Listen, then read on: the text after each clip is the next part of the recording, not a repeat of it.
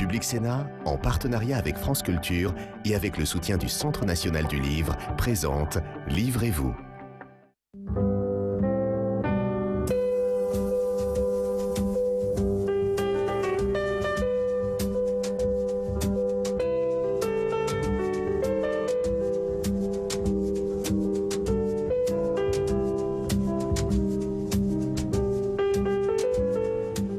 Bonjour et bienvenue dans Livrez-vous, l'émission littéraire de Public Sénat. Aujourd'hui, on va parler de littérature, de grande littérature et également d'héritage littéraire, en compagnie de l'écrivain Alain Finkielkraut. Bonjour. Bonjour. Vous publiez l'après-littérature aux éditions Stock et à côté de vous, le sénateur du Loiret, Jean-Pierre Sueur. Bonjour. Bonjour. Vous publiez aux éditions du Cerf Charles Péguy ou Les Vertiges de l'écriture. Et il faut tout d'abord, Jean-Pierre Sueur, nous présenter pour les plus jeunes téléspectateurs Charles Péguy. Qui était-il ?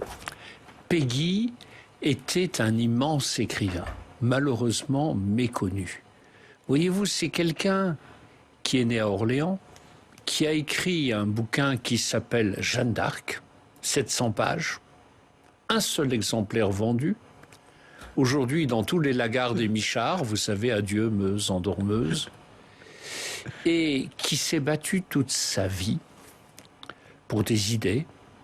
Il était contre le totalitarisme. Il avait une idée bien à lui du socialisme, il était socialiste. Mais il n'aimait pas l'appareil du Parti socialiste. Quand on lui a dit, camarade, il faut que tu écrives dans la revue socialiste la doctrine du parti, il a dit, je m'en vais. Je crée les cahiers de la quinzaine.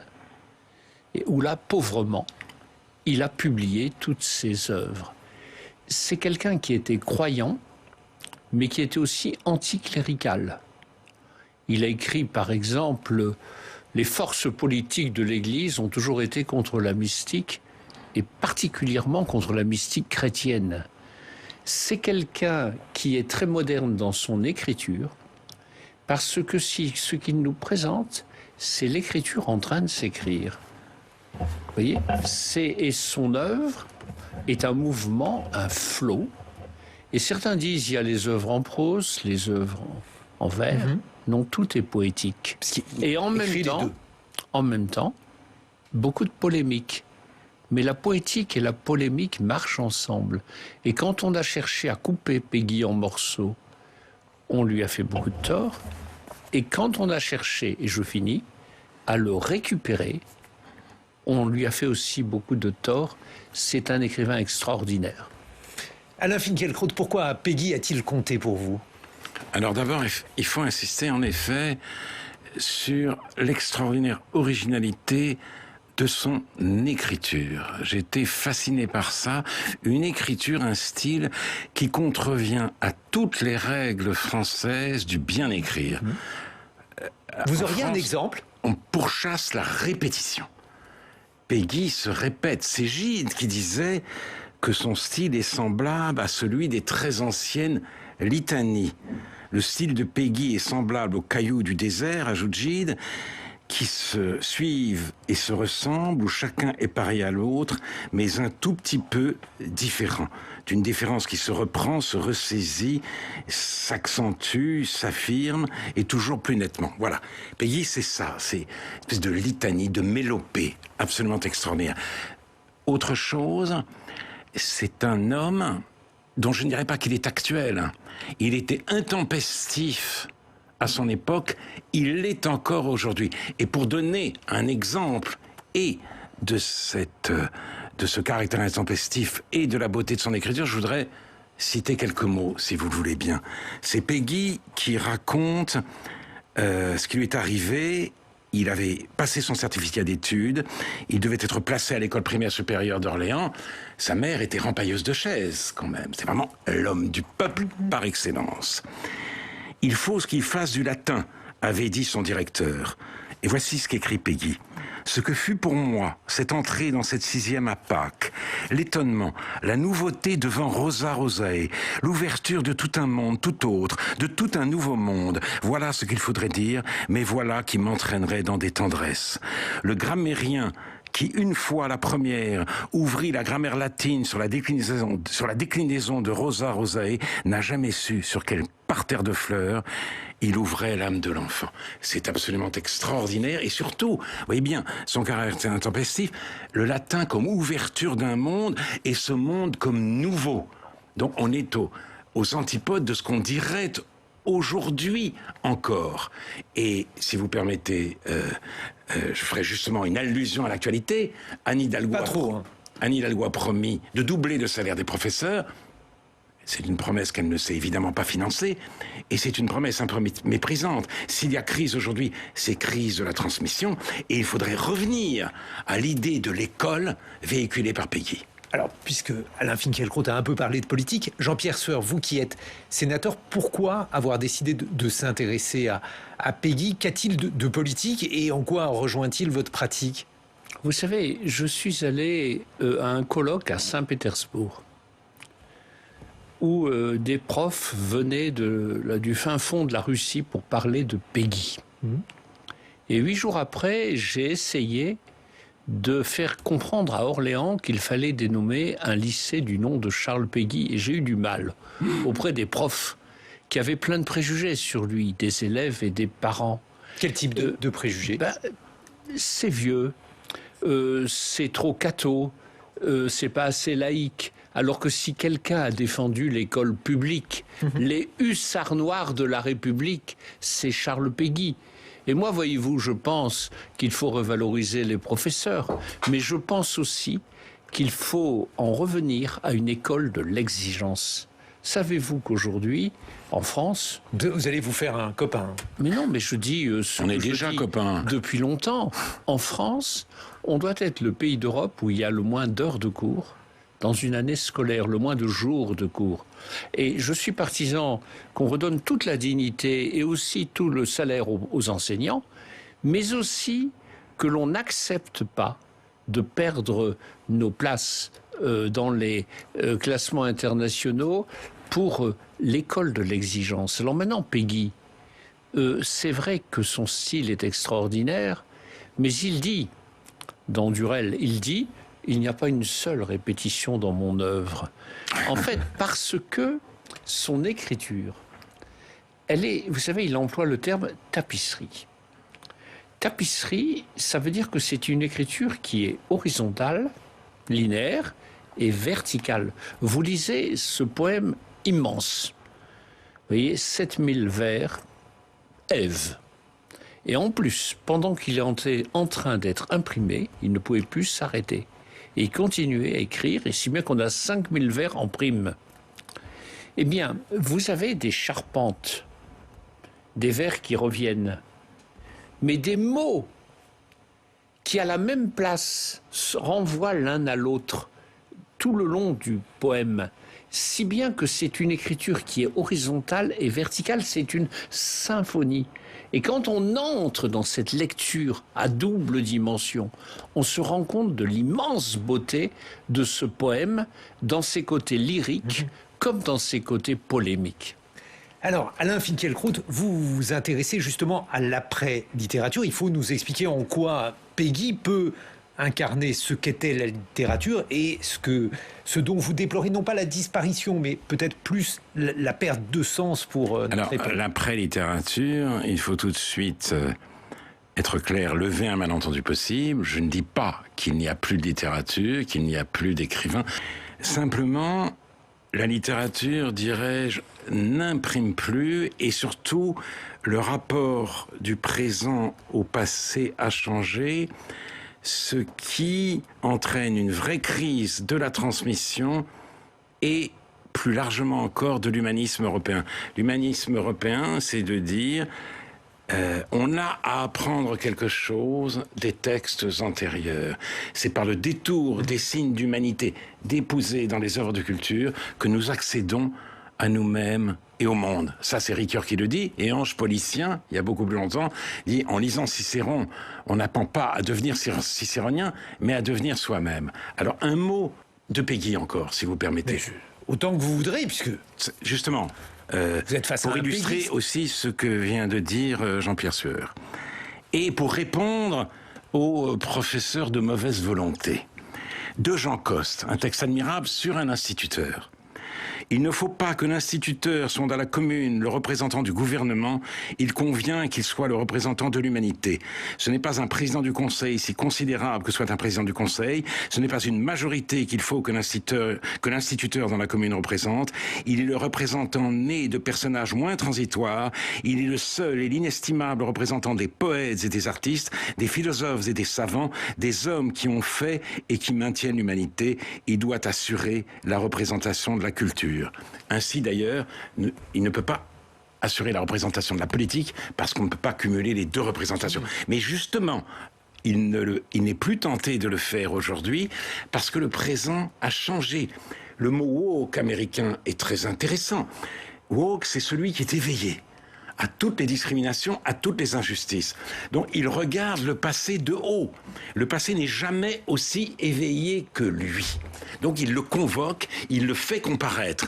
Et ça, c'est un changement absolument radical. Si le présent se suffit à lui-même, alors la culture n'a plus sa place et c'est la situation dans laquelle nous entrons. Alors justement, Jean-Pierre Sueur, il faut rappeler en quoi Charles Péguy a été un combattant contre les discriminations et notamment la manière dont il a réagi face à l'antisémitisme de son époque.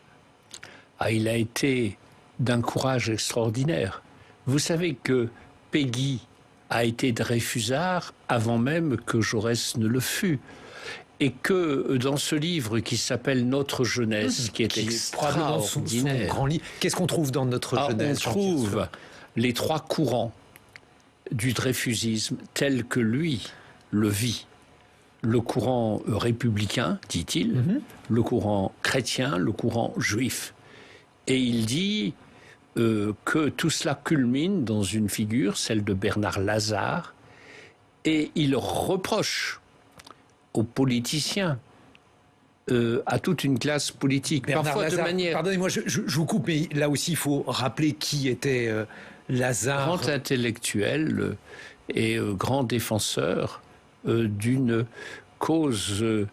Il était bien entendu contre tout antisémitisme, bien entendu, avec une sorte d'enthousiasme, de rayonnement intellectuel. Et c'est pourquoi Péguy se réfère à lui, mais en même temps, il est désolé de voir que l'idéal dreyfusiste se perd dans les sables de la politique. Alors, c'est toujours, vous savez, quand on est dans la politique, c'est mon cas, Péguy, heureusement qu'il est toujours là. Tout commence en mystique, et tout finit en politique, dit-il, mais il ne faut pas que la politique dévore la mystique qui lui a donné naissance. Alors, c'est très fort, vous savez, parce que quand on est dans ce champ de la politique, bien sûr, il y a le quotidien des batailles, du travail politique. Mais en même temps, il faut toujours penser que cela n'a de sens que par rapport à des valeurs, et comme tous les êtres humains, et les êtres politiques aussi, sont arrivistes, ont des intérêts, sont égoïstes, etc. Pense à eux, il faut toujours se dire, il y a le risque que la mystique qui a fait que je me suis engagé, elle soit bouffée par la politique politicienne. Alors justement, est-ce que la littérature a été dévorée par la politique, par des préoccupations qui sont plus des préoccupations collective, sociétale, plutôt que par des préoccupations littéraires? La littérature existe, mais elle n'imprime plus. Philippe Roth écrit La Tâche, qui décrit à l'avance l'effondrement de l'université américaine. Pourquoi l'effondrement? Parce que l'effondrement idéologique d'une université qui n'ancienne plus, mais qui instaure une espèce de terreur intellectuelle sous le signe du féminisme et de l'antiracisme. Son livre existe, mais si vous voulez, l'écrivain dévoile, la caravane passe, le processus continue. Mais justement, c'est très intéressant. Alors, attendez, parce qu'il faut que vous nous expliquiez, parce que ça n'est pas contre les femmes ou contre l'antiracisme que vous évoquez cela, mais c'est leur utilisation. Mystique et politique. Moi, je vais dire les choses un peu autrement pour aujourd'hui.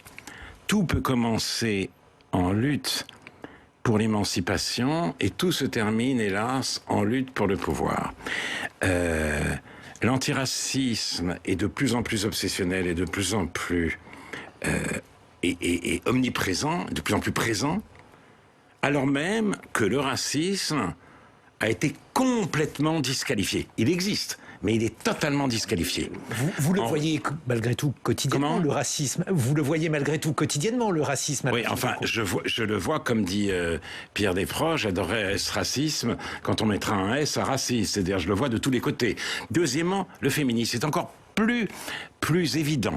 C'est-à-dire, c'est après l'effondrement du pouvoir patriarcal, de l'ordre patriarcal, que le féminisme se radicalise, aux grandes dames, d'ailleurs, des féministes authentiques, des féministes originelles. J'aurais voulu que Jean-Pierre Sueur, en tant qu'homme politique, réagisse. Il y a toujours du racisme.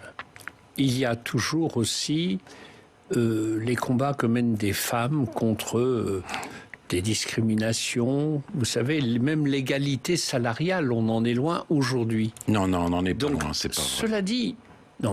Cela dit, je pense qu'il faut regarder les choses objectivement, et je suis d'accord sur le fait que la littérature, pour revenir au point de départ, ne joue plus le rôle qu'elle a joué par le passé. Ça, c'est vrai. Qu'est-ce que ça veut dire ? Mais ça veut dire que des gens comme Péguy, pour en revenir à lui, étaient pétris de littérature, nourris de littérature. Comme dans Homme de maïs d'Altourias, les êtres humains sont pétris du maïs. Vous savez, Péguy, il est là, il se promène dans le jardin du Luxembourg, et tout d'un coup, il nous dit « Une rose d'automne est plus qu'une autre exquise, Agrippa d'Aubigné ». Et il est d'un respect extraordinaire pour les instituteurs, pour Théophile Naudy en particulier, qui l'a fait sortir de l'école pour l'inscrire en 6e, comme Alain vient de le rappeler. Et je regrette quelquefois vraiment que la littérature n'ait plus, que l'on ne soit plus nourri de cette littérature. Moi, j'ai été nourri de littérature, y compris pour la politique. Voyez-vous, il y a des discours qui se dessèchent à faute de culture et de culture littéraire. Alain Finkielkraut. La littérature doit être prise au sérieux. C'est certes un agrément, mais c'est aussi, elle fait aussi, au meilleur d'elle-même, œuvre de connaissance. Ça, c'est très important. Et la modernité, disait Kundera, avancer vers de nouvelles découvertes sur la route héritée, de nouvelles découvertes. Et nous avons besoin de cette connaissance parce que la littérature refuse la substitution des idées aux personnes. Son fondement, c'est l'individu. L'idéologie dépeuple l'univers. C'est un récit, l'idéologie, d'où la fascination qu'elle exerce. Beaucoup de grands écrivains étaient des idéologues aussi, et c'était de grands écrivains malgré tout. Oui, mais quand l'idéologie ne touchait pas leur œuvre. Garcia Marquez était un fidèle, si j'ose dire, de Castro. Il n'empêche qu'il n'y a rien d'idéologique dans 100 ans de solitude et dans L'amour au temps du choléra, qui sont des chefs-d'œuvre inépuisables. Mais l'idéologie, c'est un récit qui dépeuple l'univers. Aujourd'hui, c'est dominants et dominés. Voilà. Tout est réduit à l'affrontement des dominants et des dominés. La littérature, non. La littérature repeuple l'univers parce que tout le type de connaissances dont elle est capable passe par des personnes, par des individus. C'est le particulier, c'est toujours Kundera, maintenir le particulier dans un monde qui simplifie et qui généralise. Non, c'est Philippe Roth qui le dit. Voilà la bataille dans laquelle s'engager. C'est pour moi le vrai sens de l'engagement. Jean-Pierre Sueur, quand on lit le livre que vous avez consacré à Péguy, on voit la proximité entre les idées politiques et ces écrivains, ces hommes de l'art. Aujourd'hui, par exemple, qu'est-ce qui pourrait faire office de Péguy ? Comment cette proximité-là s'est transformée ? Je ne sais pas. Qui ? Vous savez, c'est très difficile de dire, voilà, telle personne, ça va être le Péguy d'aujourd'hui. Simplement, j'ai lu le livre d'Alain Finkielkraut. Ce que vous dites sur Solzhenitsyn, ce que vous dites sur Kundera, c'est très profond. C'est tout à fait important d'en revenir à cette littérature qui non seulement porte l'idée, mais porte l'existence. Moi, je pense toujours. Pourquoi ? Parce que quel était le rôle de Solzhenitsyn, par exemple, dans la dénonciation de l'Union soviétique ? Vous vous rendez compte que Solzhenitsyn, il a à lui seul fait davantage qu'un certain nombre d'armées et un certain nombre de politiciens. Parce que il y a une force convulsive, une force fulgurante dans la littérature. Et l'écriture de Péguy, c'est révolte. Vous savez, il est capable de faire, je ne sais pas, 500 strophes contre le monde moderne. Pour lui, le monde moderne, c'est tout ce qu'il n'aime pas, quoi, tout le positivisme de la Terre. Et vous vous rendez compte que Péguy est capable, dans Courrier de Russie, de parler du totalitarisme, comme l'a fait bien des années après Camus, et comme ne l'a pas fait Sartre, sur des textes qui sont absolument majeurs, comme mon amie héritière a publié récemment 3 textes de jeunesse de Péguy qui s'appellent « De la grippe », encore de la grippe, toujours de la grippe. Lisez-les.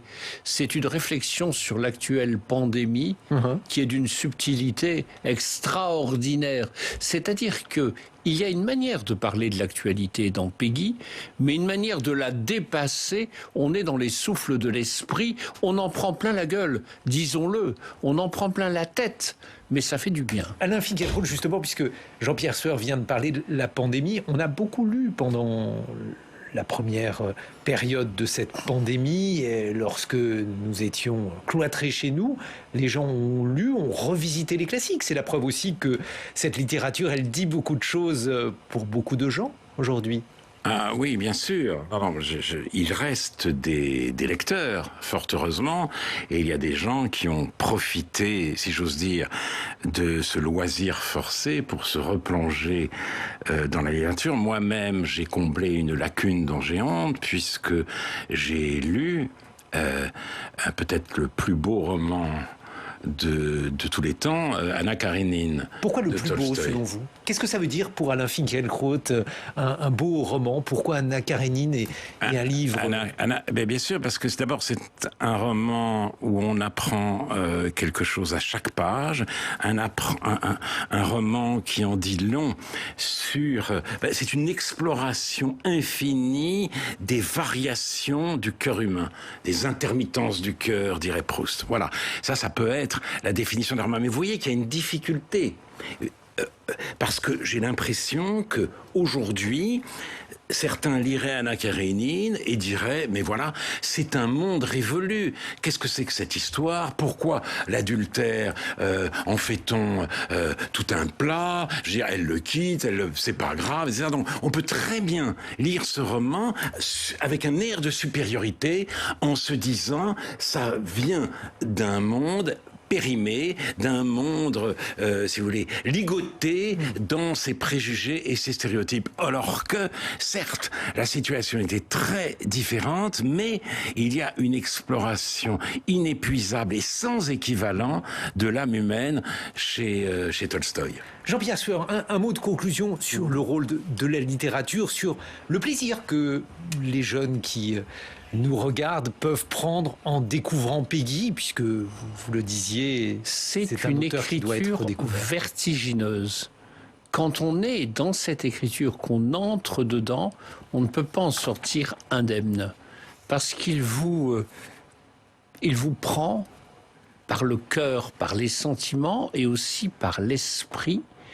Et aussi, il y a un langage extraordinaire, une syntaxe. Vous voyez, il y a un texte sur Paris qui est publié dans un livre posthume de Péguy, dont le titre est « De la situation faite au parti intellectuel devant les accidents de la gloire temporelle ». C'est difficile à vendre, un titre comme ça, hein, Alain Finkielkraut. Il va falloir le rendre un peu plus sexy, mais bon. C'est un texte surréaliste, un texte presque de l'écriture automatique, Paris. Et alors, il est dévoré par cette ville, et en même temps, il en traduit l'histoire de manière totalement pénétrante, le présent, l'avenir, voilà. Et Peggy, c'est toujours comme ça. Lire Peggy, c'est une aventure extraordinaire et c'est dommage que beaucoup de nos concitoyens s'en privent. Voilà, ça sera l'invité qu'on n'avait pas pu inviter. Charles Péguy, c'est le livre que vous lui consacrez, Jean-Pierre Sueur, aux éditions du Cerf. Et Alain Finkielkraut, l'après-littérature, c'est aux éditions Stock. Merci à tous les deux et à très bientôt sur Public Sénat. Merci.